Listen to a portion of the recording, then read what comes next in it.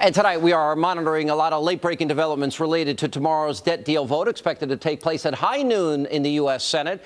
Now, we are hearing from both Senate Majority Leader Harry Reid and Minority Leader Mitch McConnell that the measure, in fact, will pass, and that means will ultimately end up on the president's desk for his signature. But make no mistake, this debate over this controversial agreement will not end there. This debt deal will not be among the hot-button issues of the 2012 campaign. One of the House members who voted against the bill today is GOP presidential candidate, Minnesota Congresswoman Michelle Bachmann. She joins us live tonight from Washington. Congresswoman, how are you? I'm doing great, Sean. Nice to see you again. Now, I really hope and pray we're not becoming Greece, which is a comment you made that has been picked up a lot. What did you mean by that?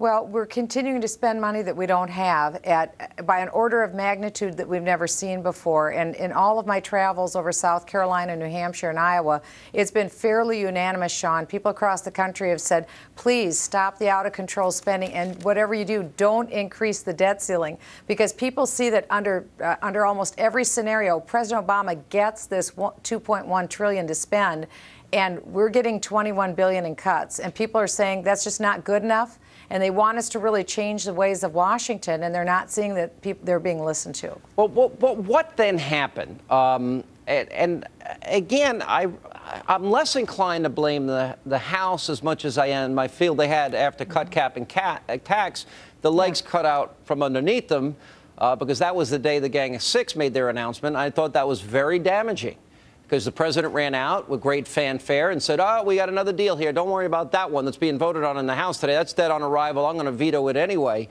So, you know, what happened in the process? Because a lot of conservatives, like myself, think that, you know, $60 billion in 2 years doesn't justify $900 billion increase immediately.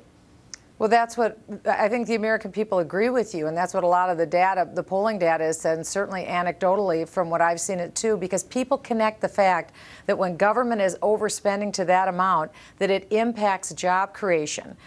When I was in Indianola, Iowa, Cementech, they've lost 50% of all of their employees. Cisco is laying off 6,500 employees. Boeing, who'd love to add thousands of jobs in South Carolina, announced that they're laying off 1,100 jobs. Let me ask you specifically here. That job, these companies, Sean, they can't make cuts over 10 years. They have to make them immediately. Government doesn't act like that.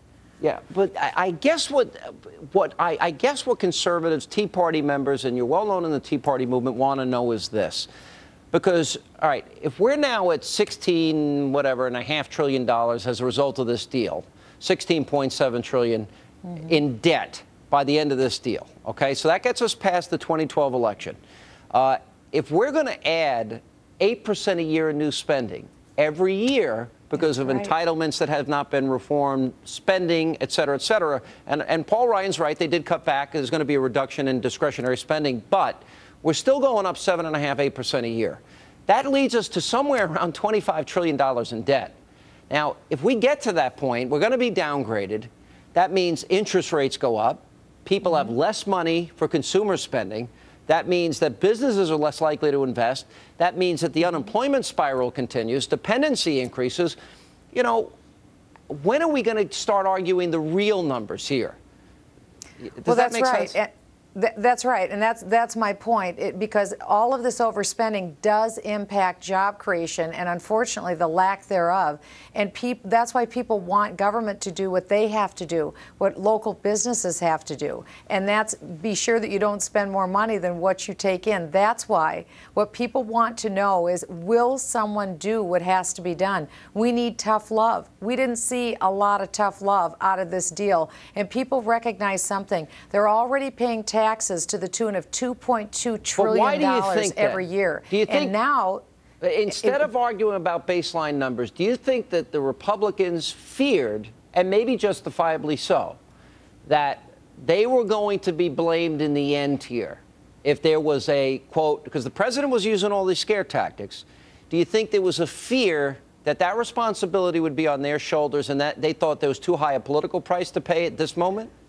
Well, you know, that's all the process questions. What I hear in reality where people live is that they're paying $2.2 trillion in taxes Government is overspending by $1.5 trillion. So what that means is people are seeing that very soon they're going to have to pay almost double in taxes what they're paying now. And they can't do it. Yeah. Well, not if you don't have jobs and not if you don't have wage increases. That's the difference. People see that the economy is being negatively impacted, and they feel like no one is listening to their voice. They want someone to come to Washington and say no. They want someone to come to Washington and say, stop this nonsense, listen to us, and do what has to be done. And they really, you know, they're watching the political games, but they want us to really do the right thing. Do you think Republicans failed then?